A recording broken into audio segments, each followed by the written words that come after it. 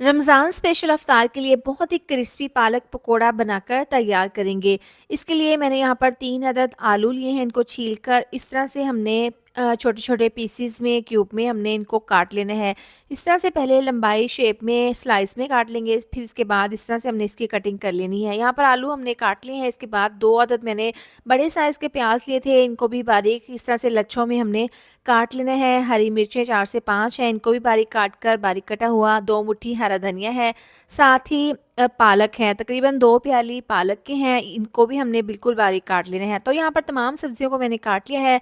अब इसको मिक्स कर लेंगे और जालीदार बर्तन में डालकर खुले पानी में इसको अच्छे से धो लेंगे। तो यहाँ पर तमाम सब्जियों को अच्छे से धो लिया था। अब बाउल में डाल देंगे, साथ ही खुशबू के लिए डाल देंगे इसमें साबुत धनिया, अजवाइन आधी चम्मच, कसूरी मेथी 1 चम्मच, आधी चम्मच नमक जाएगा, साथ ही आधी चम्मच धनिया पाउडर और इसमें डाल देंगे आधी चम्मच हल्दी पाउडर। ये डालने के बाद इसमें डाल देंगे 1 चम्मच पिसी हुई लाल मिर्च। अभी इसमें बेसन नहीं डालेंगे, पहले मसालों के साथ सब्जियों को अच्छे से मिक्स कर लेंगे क्योंकि सब्जियां पानी छोड़ती हैं।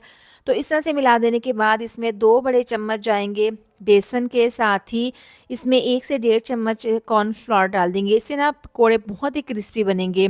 अब ये डालने के बाद हाथों से पानी डाले बगैर ही हमने पहले मिक्स कर लेना है। इतनी देर में आपसे रिक्वेस्ट है, वीडियो पर प्यारा सा कमेंट लाजमी कर दिया करें। तो बेसन और कॉर्नफ्लोर मिलाने के बाद हल्का सा पानी का इसमें छींटा मारेंगे और इसको हल्के हाथों से मिक्स कर लेंगे। ज़्यादा पानी नहीं डालेंगे क्योंकि हमने पालक वाले ये पकोड़े बनाए हैं, तो सब्जियां इसमें हमने खड़ी ही रखनी है, ज़्यादा बेसन नहीं डालना। तो ज़बरदस्त सा हमारा ये पकोड़ों का मिक्सचर तैयार है। इसके बाद अब इसके हमने पकोड़े बनाने हैं।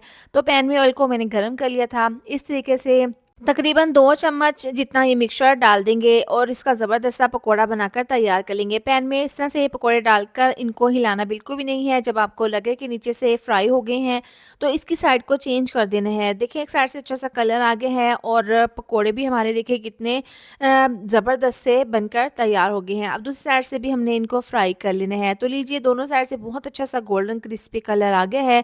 यहाँ पर पकोड़े हमारे देखें कितने लच्छेदार बने हैं। अब ये तमाम पकोड़े निकालेंगे और बाकी तमाम पकोड़े इसी तरह से फ्राई कर लेंगे। बहुत ही क्रिस्पी और बहुत ही कुरकुरे से मज़ेदार से पालक पकोड़ा बनकर तैयार है।